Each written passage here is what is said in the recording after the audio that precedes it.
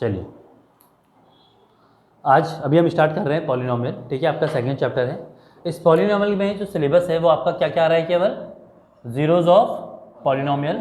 Zeros of polynomial का मतलब होता है पॉलिनोमियल की वैल्यू निकालना, पॉलिनोमियल की वैल्यू निकालना, ठीक है। दूसरी चीज इसमें आ रही है relation between zeros and coefficient, relation between zeros and coefficient. केवल दो ही चीज आ रही है, बाकी सब क्या कर दिया सीबीएसई ने, हटा दिया है, ठीक है।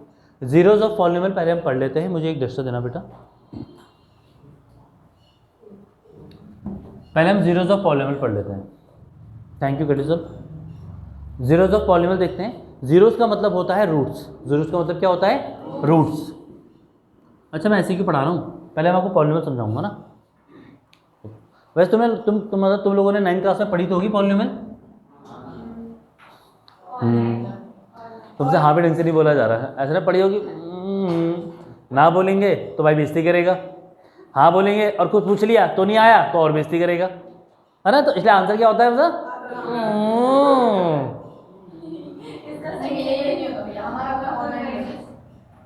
चलो पॉलिनोमियल मतलब बहुत सारी टर्म्स होती हैं। पॉली मतलब बहुत सारे, ठीक है। पॉलिनोमियल क्या होता है, जिसमें बहुत सारी क्या होती है, टर्म्स होती हैं, ठीक है। तुमने सुना होगा मोनोमियल, बाइनोमियल, ट्राइनोमियल, ऐसा ना चलते हैं ना, चलता रहता है ये, ठीक है। तो जिसमें बहुत सारी टर्म्स होती हैं उनको हम क्या कहते हैं, पॉलिनोमियल कहते हैं। जो पॉलिनोमियल होता है जनरली वो इस तरह से डिनोट होता है, px is equal to a0 plus a1 x की पावर 1 a2 x की पावर 2 प्लस a3 x की power 3 plus and so on a की पावर n x की पावर n। अब इसका मतलब क्या हुआ बेटा, a0 एक कांस्टेंट नंबर है। a0 क्या है, कोई कांस्टेंट नंबर है। इसका मैं आपको एग्जांपल देता हूँ। मैंने कहा px is equal to 3x square minus 5x minus 7, ये यहाँ तक है केवल।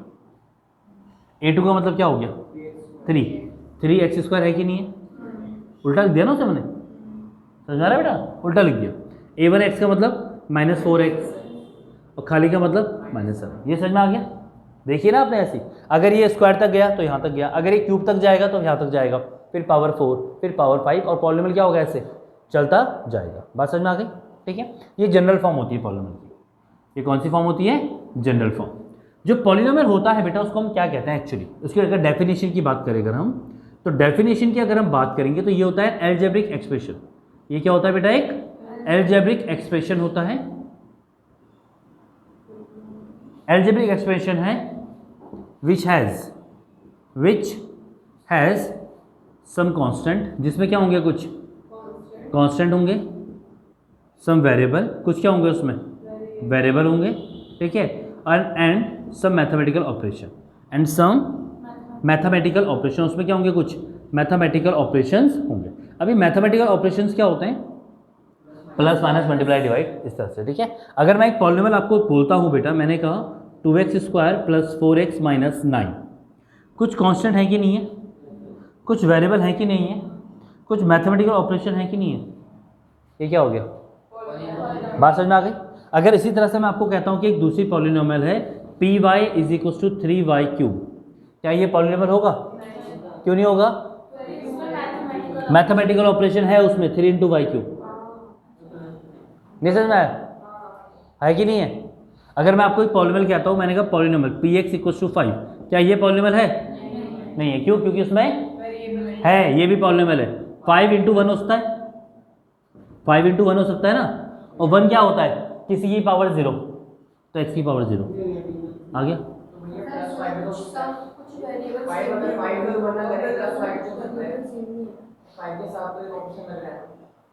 ठीक है बेटा, तो सीधा, बिल्कुल सीधा जा रहे हो आप, ठीक है।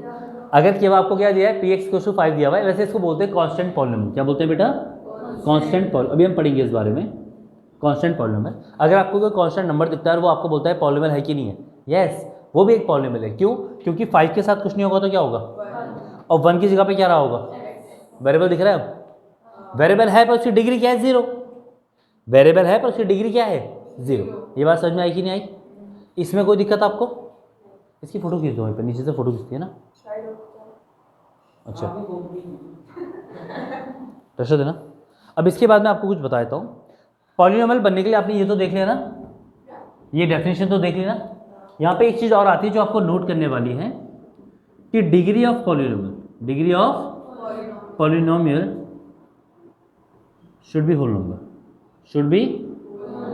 अब होल नंबर क्या होता है, चुप रहना बेटा, कमर पे छाप खाने वाले, क्या होता है होल नंबर? हाँ, जो जीरो से मतलब 0 1 2 3 4, जब कभी भी वेरिएबल की पावर 0 1 2 3 4 ऐसे होगी ना, तो वो क्या कहलाएगा? अगर इसके अलावा कोई पावर है, जैसे माइनस पे पावर है, या रूट है, या पावर क्या है, x की पावर 2/3, या पॉइंट में है, तो वो पॉलिनोमियल नहीं होंगे। अब ठीक है, इतना समझ में आ गया वैसे? इसको भी बोल लो, फोटो ले लिया। अब सुनिए बेटा,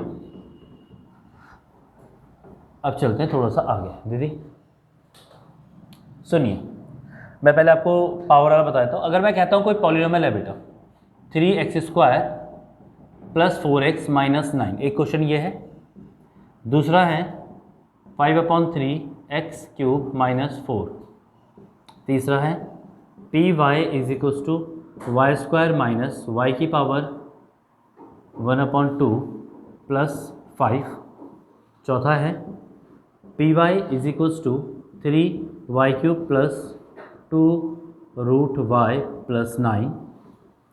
पांचवा है px = 4x² + 2/x², x की पावर 3 + 9। क्वेश्चन से हम सारे डिस्कस कर रहे हैं, ठीक है।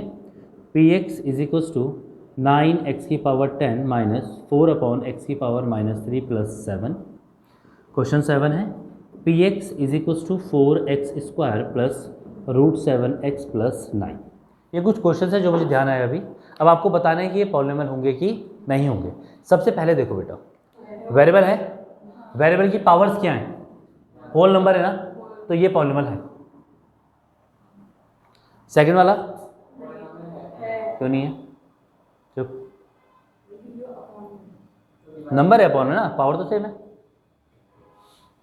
नंबर है ना अपॉन में, नंबर तो चलता है ना, 5/3 तो रियल नंबर होता है। नहीं समझ में आया? हमें क्या देखना है, वेरिएबल की पावर। क्या देखते हैं बेटा हम? वेरिएबल की पावर। तो वेरिएबल की पावर क्या है अभी, होल नंबर है कि नहीं है, तो ये पॉलिनोमियल है, ठीक है। इसमें वेरिएबल की पावर क्या है, 2 एंड 1/2। 1/2 तो होल नंबर नहीं होता ना बच्चे, तो ये इसमें √y, रूट भी नहीं होता कोई पावर, है ना, होल नंबर तो नहीं होता। क्यों? पावर क्या है इसकी, 2, इसकी पावर क्या है 3, होल नंबर नहीं होता ये। पावर होल नंबर है कि नहीं है, फिर है पॉलिनोमियल की नहीं है, है?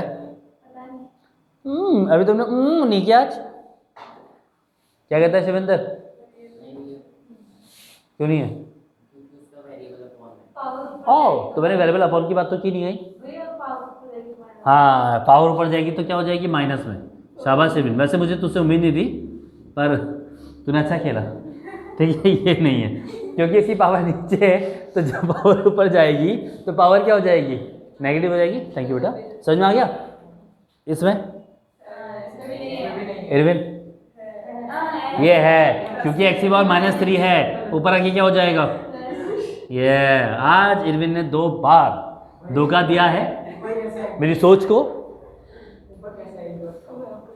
बेटा ये ना बचपन में हुआ करता था, जब आप छोटे बच्चे थे और जब आप छोटे से कच्चे में घुमा करते थे, ये तब की बात है। x की पावर 3 नीचे है ना, जब कभी भी आप किसी वेरिएबल को या किसी चीज़ को ऊपर लेके जाते हो तो उसकी पावर नेगेटिव हो जाती है। ये एक्सपोनेंट का रूल है जो आपकी क्लास 7th या 8th में रहा होगा, ये होता है। अब देखो, वो तो पढ़ाई नहीं जाता, तो इसको याद कर लो, ठीक है। कोई भी चीज़ नीचे है, अगर वो ऊपर जाएगी तो उसका साइन क्या हो जाएगा, पावर का चेंज। तो ये प्लस था तो क्या हो जाएगा ऊपर आके, किसी की पावर माइनस नहीं होती है पॉलिनोमियल की, हट जाएगा।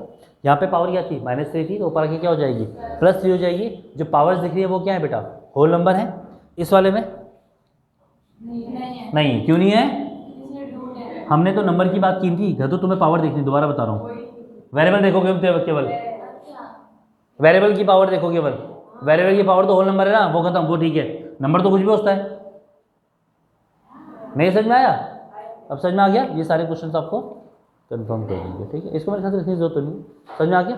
फोटो ले लो फिर इसकी ना एक बार। सुनिए बेटा, आ जाओ, कुछ पढ़ाता रहो, ठीक है। अब मैं आपको बता रहा हूँ थोड़ा बेसिक सी चीज़ कि जो पॉलिनोमियल होते हैं वो दो चीज़ों को लेके डिवाइड्स हो जाते हैं। जैसे एक तो होता है उसकी नंबर ऑफ टर्म्स के ऊपर, किसके ऊपर, नंबर ऑफ टर्म्स के लेके, एक होता है उसकी डिग्री मतलब पावर को लेके। तो पॉलिनोमियल को दो तरह से क्या करते हैं, डिफरेंशिएट कर सकते हैं, एक तो उसकी नंबर ऑफ टर्म्स को लेके और एक उसकी डिग्री को लेके। अगर मान लीजिए नंबर ऑफ टर्म 1 है तो वो कहलाएगा मोनोमियल। क्या कहलाएगा बेटा, जैसे मान लीजिए मैं कहता हूँ px इक्वल्स टू 4x9, एक ही टर्म है ना, ये टर्म एक ही है ना, तो अगर एक ही टर्म है तो उसको क्या कहलाया जाएगा, मोनोमियल। उसमें पावर कुछ भी उससे फर्क नहीं पड़ना चाहिए आपको केवल किससे मतलब होता है, टर्म से। अगर एक टर्म है तो मोनोमियल, अगर दो टर्म आ जाएगी तो बाइनोमियल। अब बाइनोमियल का एग्जांपल लेते हैं, px इक्वल्स टू 4x + 9, दो टर्म है कि नहीं है, वो पावर चाहे कुछ भी हो, बात समझ में आ गई। तो ये क्या है, बाइनोमियल। उसी तरह से अगर तीन टर्म आ जाएगी बेटा तो वो हो जाएगा ट्राइनोमियल। ट्राइनोमियल के लिए तीन टर्म्स होनी चाहिए, तीन टर्म हो गई, पावर कुछ भी हो। ऐसे ट्राइनोमियल के बाद चौथा, पांचवा, छठा, सातवां चलता होगा, उन सबको हम क्या कहते हैं, पॉलिनोमियल। बात समझ में आ गई, कोई दिक्कत, ठीक है। अब दूसरा है डिग्री के हिसाब से, किसके हिसाब से बेटा, डिग्री के हिसाब से। तो जैसे मान लीजिए अगर डिग्री 1 होती है, डिग्री क्या होती है, सबसे पहले डिग्री रहते हैं 0, सबसे पहले, क्योंकि होल नंबर होनी चाहिए ना डिग्री। डिग्री किस तरह की होनी चाहिए बेटा, होल नंबर। अभी थोड़ी देर पहले हमने डिस्कस किया था, होल नंबर क्या होते हैं, 0, 1, 2, 3, 4 ऐसे होते हैं, ठीक है। अगर डिग्री 0 है बेटा, जैसे मान लीजिए मैं कहता हूँ पॉलिनोमियल डिग्री अगर 0 है, जैसे मैंने कहा कोई ये, इसमें x की पावर 0, याद है ना, बताया था अभी, इसमें डिग्री 0 है, जिसमें डिग्री 0 होती है उसको हम क्या कहते हैं, कांस्टेंट पॉलिनोमियल। क्या कहते हैं बेटा, कांस्टेंट पॉलिनोमियल कहते हैं, कोई दिक्कत। उसके बाद अगर मैं दूसरी चीज पे जाऊं तो अगर डिग्री 1 हो जाएगी, कर दो, अगर डिग्री 1 आएगा, अगर डिग्री क्या आएगा बेटा, 1 आएगा, तो डिग्री जब 1 आता है तो उसे बोलते हैं लीनियर। क्या बोलते हैं बेटा, लीनियर पॉलिनोमियल, याद रहेगा। px equals to 4x1 + 3, x की पावर क्या है, उसमें टर्म्स कितनी है उससे आपको फर्क नहीं पड़ना चाहिए, टर्म वाला तो इधर था ना, बात समझ में आ रही है। इधर क्या देखते हैं हम, केवल डिग्री, तो x की पावर क्या है बेटा, 1 है, तो उसे हम क्या बोलेंगे, लीनियर। अगर डिग्री 2 हो जाती है, डिग्री क्या हो जाती है, 2, तो उसे क्या बोला जाएगा, क्वाड्रेटिक। क्वाड्रेटिक को अगर देखा जाए, यही आपके सिलेबस में है वैसे, तो पॉलिनोमियल देखा जाए अगर ax² + bx + c, x की सबसे बड़ी पावर क्या है बेटा, 2 है, तो ये क्या हो जाएगा, क्वाड्रेटिक। उसी तरह से अगर मान लीजिए डिग्री क्या हो जाती है, 3 हो जाती है, तो ये हो जाएगा क्यूबिक।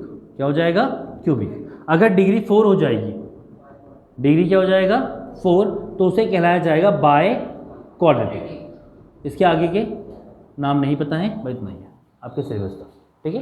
पहले आपके सिलेबस में क्यूबिक भी हुआ करता था, ठीक है, फिर सीबीएसई को बच्चों पे दिया ही, उसने क्यूबिक हटा दिया। समझ में आ गया था। अब यहाँ देखिए बेटा, अब जो हमारा नया अगला टॉपिक है वो है जीरोज ऑफ पॉलिनोमियल, ठीक है। क्वेश्चन की शुरुआत करते हैं, फाइंड जीरोज ऑफ कोई भी पॉलिनोमियल कहता हूँ मैंने कहा 3x + 5, 3x + 5, ये 9th क्लास का टॉपिक है, पर आप पे एमसीक्यू क्वेश्चन आ सकता है, तो बता रहा हूँ। कभी भी आपको किसी पॉलिनोमियल का क्या निकालना होता है, 0 या रूट, 0 या रूट निकालना होता है, तो उस पॉलिनोमियल को आप क्या मान लोगे, इक्वल्स टू प्लस का 5 इधर आए क्या होगा, 3 कहाँ जाएगा इसके, तो ये आ जाएगा -5/3। क्या आ जाएगा, -5/3, ठीक है। जिस पॉलिनोमियल की जितनी डिग्री होती है, जिस पॉलिनोमियल की जितनी डिग्री होती है उतनी उसके जीरोज होते हैं। इस वाली पॉलिनोमियल की डिग्री कितनी थी, 1, कितनी डिग्री थी इसकी, 1, तो x का आंसर भी कितना आएगा, एक आंसर आएगा। नहीं समझ में आया। अगर x की पावर 2 होती तो आंसर भी कितने आते, आपने क्वाड्रेटिक में देखा था ना, क्वाड्रेटिक में हर बार x की कितने आंसर आ रहे थे, 2 आंसर। अगर x की पावर 3 होगी तो x के कितने आंसर आएंगे, 3। तो जितनी डिग्री होती है उतने क्या आते हैं, नंबर ऑफ रूट्स आते हैं। वो इक्वल भी हो सकते हैं, वो अनइक्वल भी हो सकते हैं, वो रियल भी हो सकते हैं, वो अनरियल भी हो सकते हैं, ठीक है, पर होंगे उतने। बात समझ में आ गई, ठीक है। अच्छा, तो यहाँ पे हम बात करते हैं क्वाड्रेटिक पॉलिनोमियल की, किसकी, क्वाड्रेटिक पॉलिनोमियल। जो क्वाड्रेटिक पॉलिनोमियल होती है बेटा वो होती है ax² + bx + c। यहाँ पे इसकी डिग्री कितनी है बेटा, 2, डिग्री कितनी है, 2। अगर डिग्री 2 है तो नंबर ऑफ जीरोज भी क्या होंगे, नंबर ऑफ जीरोज भी क्या होंगे, 2, या जीरोज की जगह पे वो रूट भी कह सकते हैं, ठीक है बेटा, याद रहेगा। अब मुझे बताओ तुम में से किसको फैक्टराइजेशन नहीं आता है? फैक्टराइजेशन बताया था मैंने, इसको तो हर बार कौन सा होता है, हद इसके लिए भी यार। Find roots of polynomial x square plus 4x plus 3 मान लो, ये क्वेश्चन याद है आप लोगों को कैसे करते थे? ऐसे याद है ना? तो जब कहीं भी आपको रूट्स निकालने होंगे तो पॉलिनोमियल को पहले आप क्या मान लोगे? इक्वल टू, क्योंकि मानना ज़रूरी है। उसके बाद फिर आपको फैक्टराइज करना आता है इसको, ये सिखाया था बच्चे मैंने आपको। दोनों में x क्या आ जाएगा, क्या बच जाएगा? x प्लस 3 प्लस दोनों में क्या कॉमन होगा? याद आ रहा है बेटा? एक बार पहला वाला ब्रैकेट 0 होता है, एक बार x की वैल्यू क्या आ जाएगी यहाँ से -3, यहाँ से क्या आ जाएगी? आया ना? अगर इसके दो जीरोज होते हैं तो उनको बोला जाता है अल्फा एंड बीटा। क्या बोला जाता है? Alpha and beta. ठीक है, तो ये हो जाएगी अल्फा की वैल्यू, ये हो जाएगी बीटा की वैल्यू। तो अल्फा बीटा क्या अल्फा और बीटा क्या होते हैं? दोनों जीरोज होते हैं। ठीक है, अल्फा एक्स की पहली वाली वैल्यू को बोलते हैं और बीटा उसकी दूसरी वाली वैल्यू को बोलते हैं। बात समझ में आ गई? आज तुमको होमवर्क दूंगा ऐसे, इनको करके लाना बस। ठीक है, तो आज के इतना काफ़ी है।